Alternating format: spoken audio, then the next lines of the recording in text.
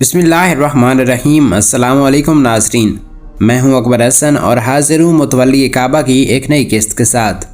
Video کا آغاز کرنے سے پہلے آپ سے گزارش ہے کہ ہمارے چینل کو سبسکرائب کر دیجیے گا تاکہ آپ آنے والی مزید اسلامک ویڈیو سے لطف اندوز ہو سکیں۔ تو چلیں کرتے ہیں آج کی نئی قسط کا آغاز۔ رسول اللہ صلی اللہ علیہ وآلہ وسلم جب 7 سال کے ہوئے تو آپ کو بہت سخت قسم کا آشوب چشم ہوا۔ مکہ میں آپ کا علاج کیا گیا مگر کوئی فائدہ نہ ہوا۔ عبد المطلب سے کسی نے کہا کہ اوقاس کے علاقے میں ایک راہب ہے جو آنکھوں کی تکلیف کا علاج کرتا ہے۔ عبد المطلب حضرت محمد صلی اللہ علیہ وآلہ وسلم کو اس راہب کے پاس لے گئے۔ اس راہب کے پاس گئے، جیسے ہی راہب نے آپ کو دیکھا وہ فوراً عبادت خانے میں گیا اور نہا دھو کر کپڑے بدلے۔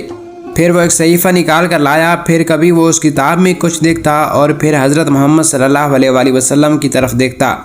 آخر اس نے کہا، یہ خدا کی قسم خاتم النبیین ہے۔ پھر اس نے عبد المطلب سے کہا، اے عبد المطلب، کیا انہیں آشوب چشم ہو گیا ہے؟ عبد المطلب نے کہا، ہاں۔ اس نے کہا، اس کی دوا تو خود ان کے پاس ہی موجود ہے۔ اے عبد المطلب، ان کا لعابدین لو اور ان کی آنکھوں پر لگا دو۔ عبد المطلب نے ایسا ہی کیا کہ آپ کا لعابدین لے کر آپ کی آنکھوں پر لگا دیا۔ آپ کی آنکھیں اسی وقت ٹھیک ہو گئیں۔ پھر راہب نے کہا، اے عبد المطلب، خدا کی قسم، یہی وہ انسان ہے جس کے نام پر اللہ تعالیٰ کی قسم کھاتا ہوں تو بیماروں کو شفا ہو جاتی ہے اور آشوب چشم ٹھیک ہو جاتا ہے۔ جب سیدنا آمنہ علیہ السلام کا انتقال ہوا تو سیدنا عبد المطلب کی عمر 80 سال تھی۔ آپ کی طبیعت میں بہت زیادہ تبدیلیاں آ گئی تھیں۔ روحانیت ہر درجہ بڑھ چکی تھی۔ آپ کا وقت زیادہ تر مکہ سے دور غار ہرا میں گزرتا تھا۔ آپ خداوند کی طرف متوجہ رہتے۔ خاص طور پہ ماہ رمضان میں آپ پورا مہینہ غار ہرا میں ہی رہتے تھے۔ آپ ماہ رمضان میں مساکین و غربا کو کھانا کھلاتے رہتے تھے، پھر مراقبہ میں مشغول رہتے۔ آپ سب کچھ ترک کر کے اللہ کی وحدانیت کا ذکر کرتے رہتے تھے۔ 557 عیسوی میں آپ یمن کے بادشاہ کی تاج پوشی سے واپس آئے تو مکہ میں شدید قحط آیا ہوا تھا۔ انسان اور جانور بھوک سے مر رہے تھے۔ انہی دنوں مکہ کے ایک شخص کو خواب میں کسی نے کہا، اے قوم قریش، زمانے کے نبی پیدا ہو چکے ہیں اور ان کے ظہور کا زمانہ قریب ہے، جس کی برکت سے تمہیں فراغت و خوشحالی نصیب ہوگی۔ تم لوگ ایسے شخص کو تلاش کرو جو تم میں شریف النسل ہو، اس کے بدن کی ہڈیاں لمبی ہوں اور جس کی جلد گوشہ چشم کے قریب اور چمکدار ہو، جس کے سر کے بال آگے سے کم ہوں، دونوں رخسار ہموار ہوں، بھویں ایک دوسرے سے ملی ہوں اور آبرو تک ناک باریک ہو۔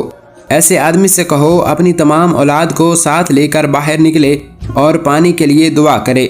جب خواب والے نے صبح سب کو یہ خواب سنایا تو یہ تمام تر نشانیاں سیدنا عبد المطلب میں پائیں۔ لہٰذا قریش نے عبد المطلب سے یہ درخواست کی کہ آپ بارش کے لیے دعا کیجیے۔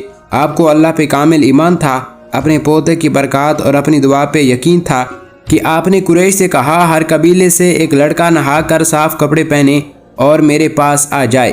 جب سب جمع ہو گئے تو آپ نے سب کو ساتھ لیا اور اپنے پوتے محمد صلی اللہ علیہ وآلہ وسلم کو اپنے کندھوں پر بٹھایا اور بو قبیس نامی پہاڑ پر گئے اور یوں دعا کی، اے حاجات کو پورا کرنے والے، مصائب کو دور کرنے والے، بغیر بتائے جاننے والے، بے پایاں بخشنے والے، اے اندھ و غم کو زائل کرنے والے، یہ تیرے حرم کے بندے اور غلام تنگی اور قحط کی شکایت کرتے ہیں۔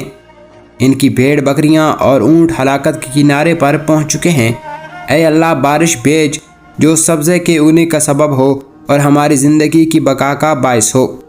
ابھی آپ اور قریش دعا مانگ کر واپس ہی آ رہے تھے کہ بارش برسنے لگی۔